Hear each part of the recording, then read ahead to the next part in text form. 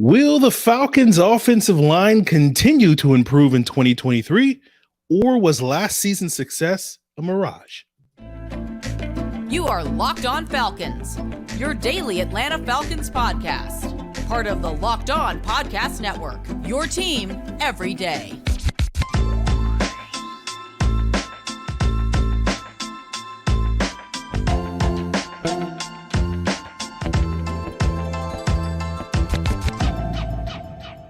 So, guys, you know me. I'm Aaron Freeman, aka Mr. Drew, aka Sirius Black, and of course, the very humble host of this illustrious Locked On Falcons podcast, your daily Atlanta Falcons podcast, part of Locked On Sports Atlanta, your team every day. And we thank each and every one of you that subscribes or follows for free on YouTube or wherever you listen to your podcast. Shout out to the everydayers that make this illustrious podcast their first listen each and every day. So follow in their footsteps by hitting us up on YouTube or wherever you listen to podcasts. So we are wrapping up our positional breakdowns for the offensive side of the ball heading into training camp. And we'll be talking about the offensive line. We'll be getting to the defense, not next week, but the week after. We'll have some stuff in store for you next week as a palate cleanser during the holiday week and first week of July. But let's talk about the offensive line, and let's talk about sort of the big story where the Falcons will have to answer this upcoming season with this position group. And that's basically, can they pick up where they left off last season, right? We've come a very long way so far from this time a year ago when I was doing the positional preview for last year's offensive line, where so much of the quote unquote negativity on this podcast was wrapped up in my concerns with the offensive line. And I think this is a golden opportunity to go back and show you guys a clip from last year's breakdown where it kind of shows everything that's kind of happened on this podcast over the last year. So let's play that clip for you guys right now. I sat here these last couple of days thinking about this offensive line, and I came to the realization, and part of this revelation for me is the realization that the root of my skepticism is centered on this offensive line. Like, I sat here at the end of last season and basically said, the one thing that this regime can do to win me over is fix the offensive line. That if they fix the offensive line, good things will happen. And then we watched them this offseason, make minimal efforts to fix the offensive line. And that's sort of the root of my skepticism as we sit here and I go through this therapy session every single day on the Locked On Falcons podcast. And, it's frustrating for me just because, like, I see when I watch the film, and, that's something I do from time to time as I watch film. I got to always remind you guys of that. But, I watch the film and I'm like, man, if this offensive line was good, all my criticism of Arthur Smith's offense, all these various things, like, their identity is wrapped up in being a physical football team. And I know a lot of people over the last several months have been, talking about how much more physical we're going to be because, we got wide receivers that are like 2 inches taller, or we got a linebacker that's an inch taller, and we're going to be so much more physical. And I just kind of roll my eyes at that. But, like, we all sit here and know that if you want to be a physical football team, you have to do it in the trenches. It ain't about, your skill position players being slightly taller than the opposing team's skill position players. That doesn't make you a physical football team. And so that's why it's kind of frustrating to me that the offensive line hasn't been significantly addressed. But, like, look, I hope they're going to be better. We're going to sit here and expect them to be better. It's just a question of how much better. And a big part of how much better this offensive line is going to be is hinging on offensive line coach Dwayne Ledford, right? We're not expecting Dwayne Ledford to be this miracle worker or anything like that. But, I think there's reasons for optimism, right? And the reason for optimism surrounding Dwayne Ledford is that he's reputed to be the Alex Gibbs of, college football, right? And now he's just going to have to be Alex Gibbs 2.0 at least of the NFL moving forward with implementing this outside zone blocking scheme that the Falcons love to run. So clearly, I joked about therapy and wasn't in therapy yet at that point in time, but did get into actual therapy rather than just using the podcast as my therapy session. But if you guys are wondering where Mr. Drew, aka, my friends call me Negative Nancy, you can call me Mr. Drew, right? Where that person went, right? There's your answer. That kind of basically summarizes and basically part of the reason why I'm more optimistic and much more willing to buy into this regime, again, was answered in that 2-minute clip from last year. And so I laid all my cards out on the table at the end of the 2021 season, where it's like, fix the offensive line, and a lot of my issues with the current state of this roster and this team and etc. goes away. And they didn't really address it in the offseason, but thanks to our guy Dwayne Ledford, it did feel like they wound up solving that problem. So clearly we've come a very, very long way, where this offensive line is arguably a strength of this roster, right? And what's interesting about it is, like, that journey wasn't overnight, right? To get to where we are now with this offensive line, right? Because at the beginning of the 2022 season, like, it looked like the offensive line was still a major problem, because it was just evidenced by how Arthur Smith was calling plays, right? He was basically telling the world with his play calling that he had zero trust in this offensive line, especially when it came to the passing game, right? The Falcons utilizing a historic amount of play action passing, that when they did throw the ball, they often did it with, max protect with 7 or 8 blockers, right? They ran the ball rather than throwing the ball when they were behind, in all part because they did not trust this offensive line to hold up in those, passing sort of situations. But as the season wore on, we saw that start to change. That was part of the evolution that the Falcons were hoping and trying to undergo over the course of the season, evidenced by, if you look at the PFF numbers in terms of how often the Falcons quarterbacks were pressured throughout at various points in the season. The first 10 games of the season, weeks 1 through 10, Mariota was pressured on 41% of his dropbacks, which was the 9th most in the NFL over that period of time. And then from weeks 11 through 13, and we noted this on the podcast at the time, he was only pressured on about 27% of his dropbacks, which was 30th in the league during that 3-week stretch. And that basically continued once the Falcons made the switch to Desmond Ridder, where Desmond Ridder was only pressured on 29% of his dropbacks in his 4 starts, again, 30th in the NFL over those final 4 weeks of the season.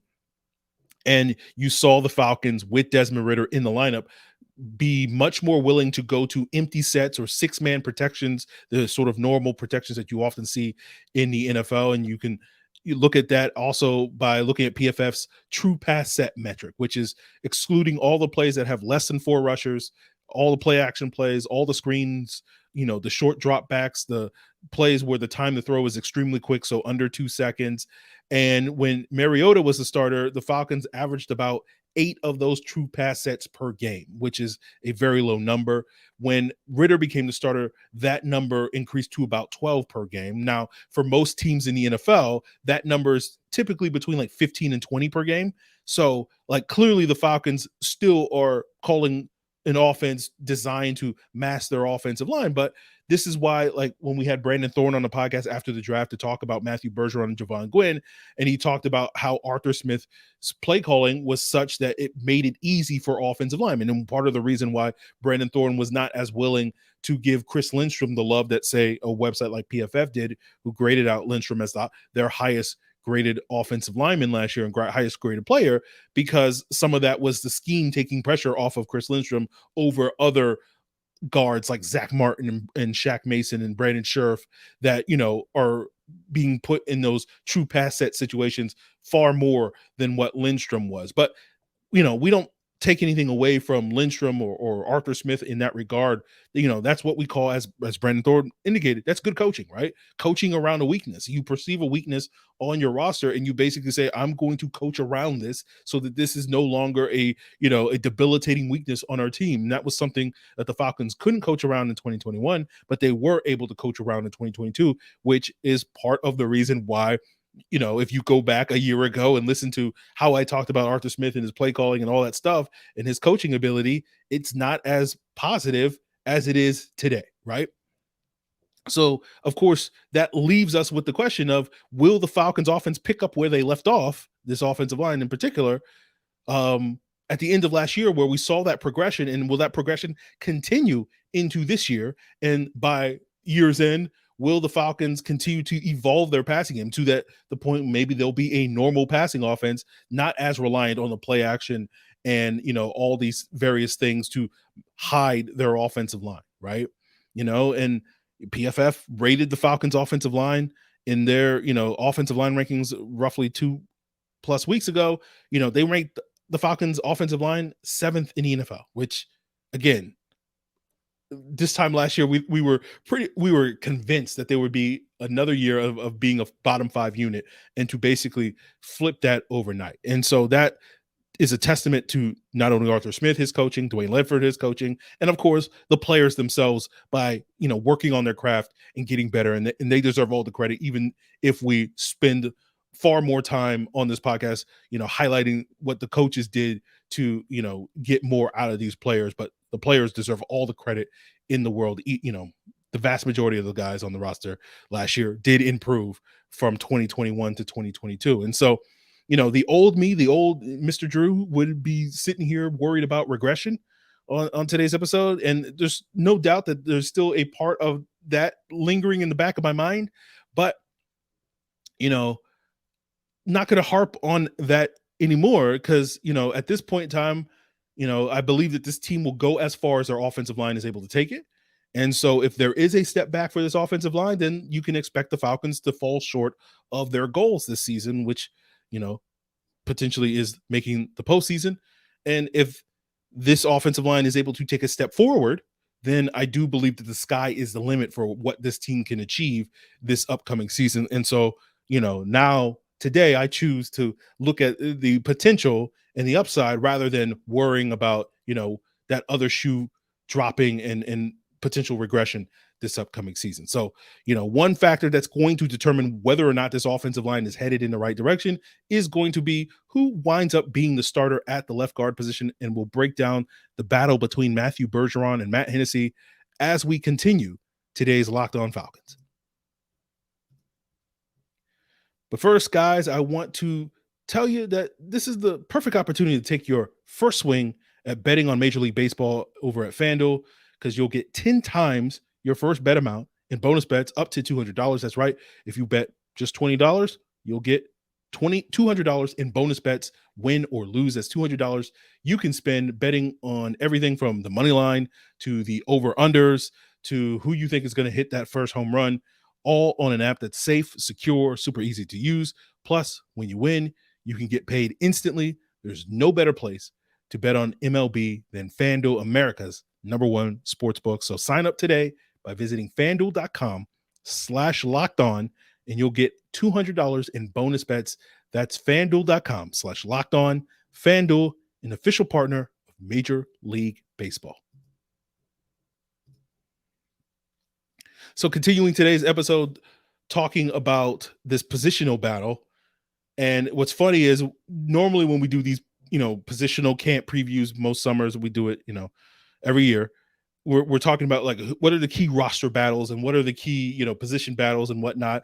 And so far this week, when we've done all the other positions at quarterback, running back, wide receiver, tight end, we haven't really talked about those types of competitions because they don't really exist, right? You can talk about like that wide receiver 5 spot is up for grabs. You can talk about the potential 4th tight end between John Fitzpatrick and Felipe Franks is a competition. But outside of that, the Falcons roster is pretty much set at their skill positions on offense. And again, I think that's a testament to how far we've come as, a team, because, it indicates that the roster is in much better shape than it has been the last couple of years when they've been trying to figure out stuff and get out of cap hell and all that sort of stuff. But, one of the few spots that we do have a legit competition on the offensive side of the ball is at this left guard position, where Matthew Bergeron and Matt Hennessy are expected to compete for that starting left guard spot. Since the draft, we've made the assumption that it's probably Bergeron's job to lose, but we'll have to see. I think, Hennessy's been taking the vast majority of the first team reps throughout the offseason. That's not a surprise. And, I think there's a legit chance that Hennessy does wind up winning that competition. I'm not necessarily going to be as gung-ho making predictions about who's going to win certain roster battles, because just rewind the clock again to last year. And I was like, on that episode talking about the offensive line, I'm like, yeah, there's no chance that Jalen Mayfield gets beat out by Elijah Wilkinson. And even if he does, like, there's little to no chance that that's going to work out in the Falcons' favor. So, take that L, learn from that mistake, and just basically, we'll see what happens. Right. So, the way I figure it'll go is if Bergeron performs well and shows that he's ready to start, then he'll start. If not, then it'll be Hennessy, right? Again, not anything super profound in that analysis, but, we've seen this team throw a unproven rookie to the Wolves at the left guard position before, and I don't think the Falcons are going to make that mistake, right? And that's, to me, part of it, what people missed with the whole Ritter thing last year, which was everybody assumed that the Falcons were waiting on Desmond Ritter waited to bench Mariota because they didn't feel good about Desmond Ritter. And it was more like, hey, they're learning the lessons that happened a year prior with starting Jalen Mayfield when he wasn't ready to start. And they don't want to necessarily throw a rookie to the Wolves before he's ready. So, I think the Falcons are going to go out of their way to avoid falling into a similar predicament as they found themselves with Jalen Mayfield starting in 2021. And, I don't think Bergeron will have the same level of struggles that Mayfield had, but I do expect there to be some form of growing pains if he does wind up being the day one starter for the Falcons, but certainly probably not to the degree that we saw with Mayfield in 2021. And I think the things that are working against Bergeron winning the competition is he is, like Mayfield, switching to a new position. He did get some work at left guard at the Senior Bowl practice and whatnot, but that position switch we know is not easy. Like, some players can successfully make that transition, but a lot of players can't, right?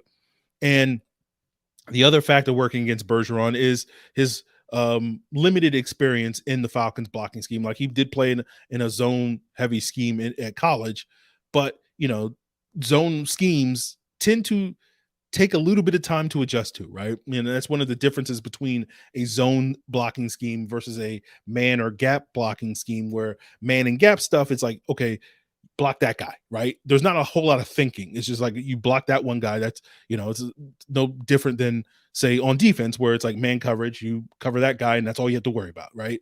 Zone coverage, you have to be much more aware of all the things that are going on the football field, right? And the same thing applies to the blocking, because you're, blocking an area is essentially how it goes. And depending on the leverage of the player, the defender, and who's blocking, so there are adjustments that need to be made on the fly in zone blocking scheme that don't necessarily have to be made in the man blocking scheme. And that requires thinking.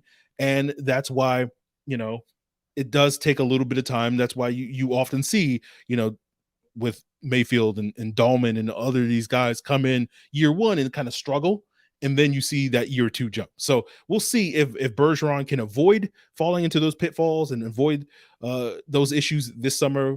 I think the things working against Hennessy is, obviously, the team has a vested interest in Bergeron moving forward.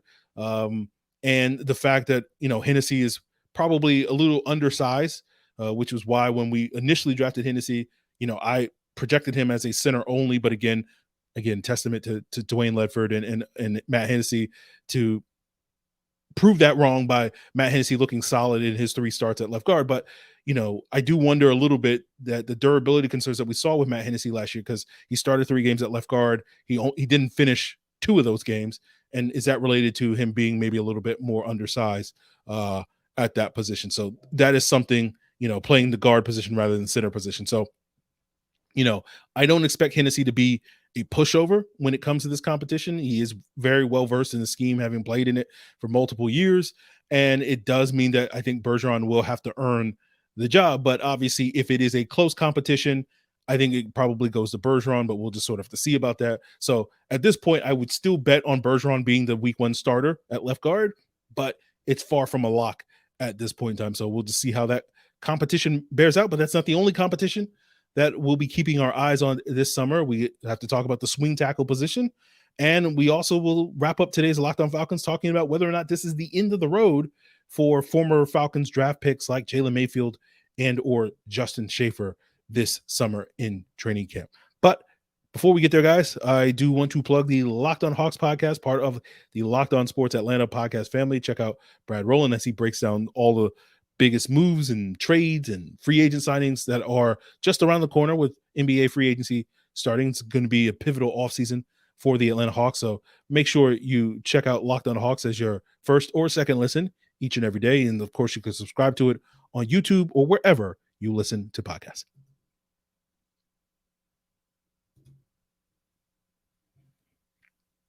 So wrapping up today's Locked On Falcons, we have another competition at the swing tackle position where the Falcons have pretty much very unproven depth, right? They have nobody there that really has significant NFL experience, right?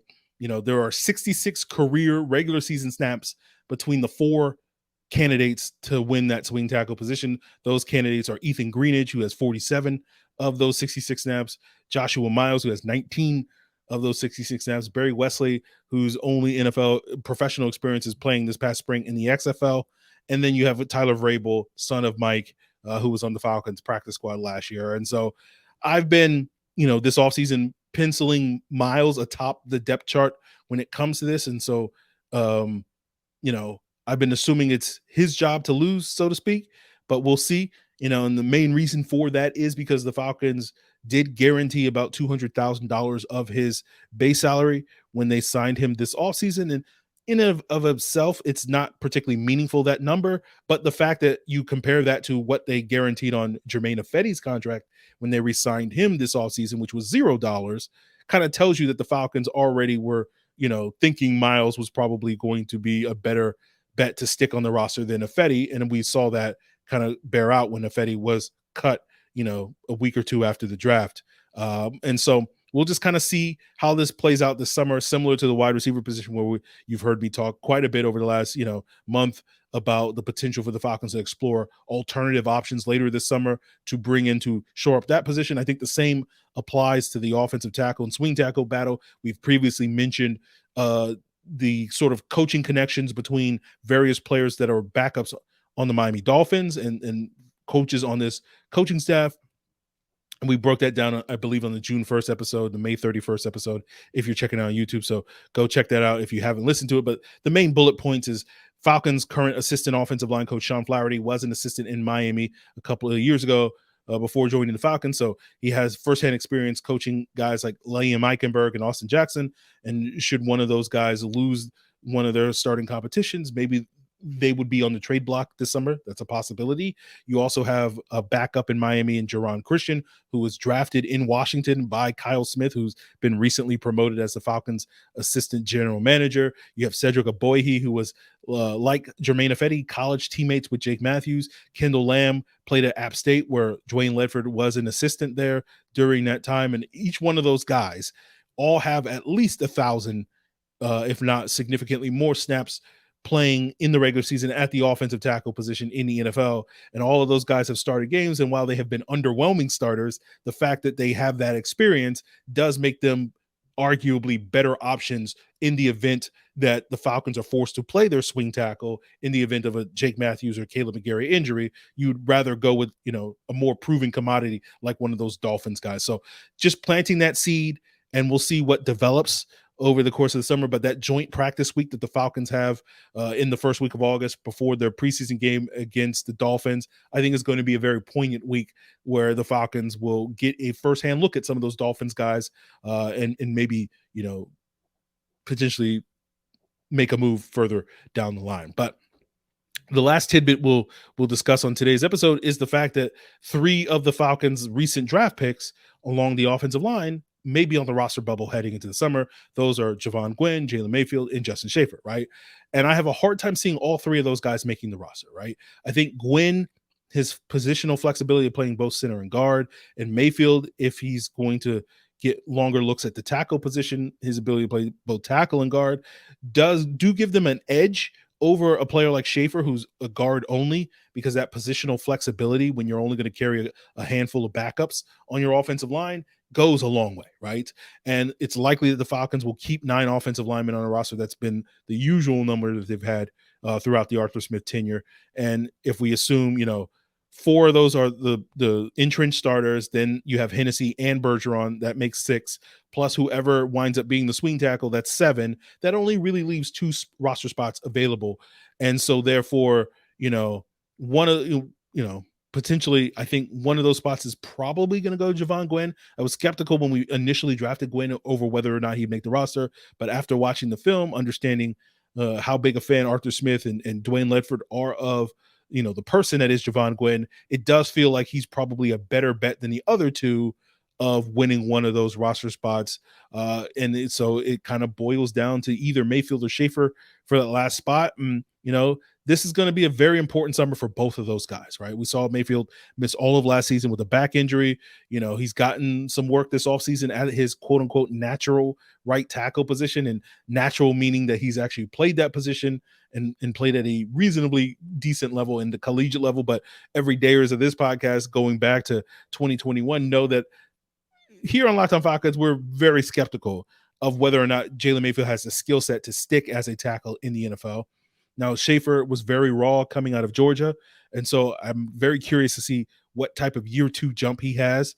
So that's going to be an interesting conversation. And not to mention that, given the question marks surrounding Mayfield and Schaefer, neither one of those guys are guaranteed to win that last spot, because you could see the Falcons keeping someone like Ryan Neuzil or Kyle Hinton for that last spot instead, or one of the other tackles, especially, if they go out and get one tackle and they say, we kind of like what Ethan Greenidge did this summer, but not enough to make him the swing tackle. So maybe we'll keep him over one of these rookies. So I think there are some legit competitions along the offensive line that aren't the case elsewhere at the position. So we'll see how that goes, but it's going to be important how these competitions kind of play out, because we'll wrap up today's episode talking about, revisiting the notion of regression, right? And, my main concern for regression is the potential for injuries, right? We saw injuries last year at the left guard position, but pretty much they were a non-factor at the other 4 starting spots. Back in 2016, the Falcons had the same starting 5 start every single game.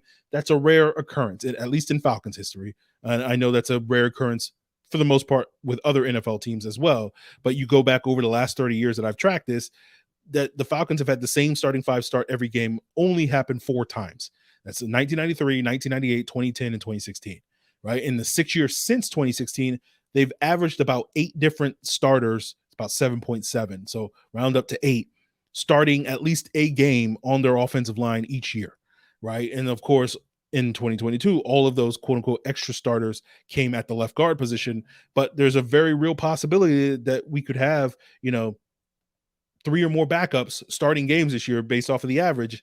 And that won't just come at one position. And so that may be spread across multiple positions. It may be spread across multiple games, because that doesn't factor in how many games those guys, it could be 1 game, it could be 10 games that these backups are playing. So that remains to be seen. And, that's a concern for me, because the Falcons are pretty young on their offensive line, right?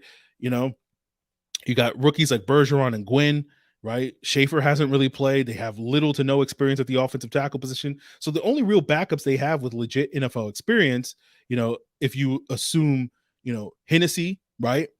Mayfield, who was historically bad for the one season that he played in the NFL, and then Jonathan Harrison, who hasn't really played in the regular season since 2019, and basically at best is kind of a camp body. So, this is why, this is a cause for concern, and given the importance that we talked about at the top of today's episode, and how my entire mood kind of hinges on the performance of the offensive line, right? My entire approach and perspective hinges on it. It does give me some pause, right? The lack of experience that the Falcons have, but I'm not panicking about it, right? This is, thanks to therapy and whatnot, but, I'm in a better place spiritually, emotionally, and mentally than I was a year ago worrying about this. And part of that is due to my belief that the Falcons, if need be, will be proactive addressing any issues along the offensive line and that lack of experience, and getting some more proven depth later this summer if they need to, right? That's the beauty of getting out of cap hell, right? That you can actually have money to spend at the end of the summer, rather than basically doing what they've done the last 2 years, where they could afford to basically sign one guy, right? Like it was like Wayne Gallman and whoever they signed last year. I can't remember who it is off the top of my head. Chuma Edoga, right? There you go. Offensive tackle. So clearly the Falcons have, the willingness to make a move, but now they actually have the money to seriously address it. So if they need to go out there and get like 2 or 3 guys, they theoretically could afford to do so. So we'll see what happens. And I'm very interested to see, to revisit this episode 6 months from now to see, where my mood is, and whether or not, Mr. Drew has returned. And if Mr. Drew, that negative Nancy, as my friends call me, does return, you'll know why. It will probably be in some form or fashion attached to how the performance of the offensive line went in 2023. But I think things are looking up, and we'll see if that lives up to expectations. But that's going to do it for us guys here on today's Locked On Falcons. Really appreciate you guys continuing to make us your first listen.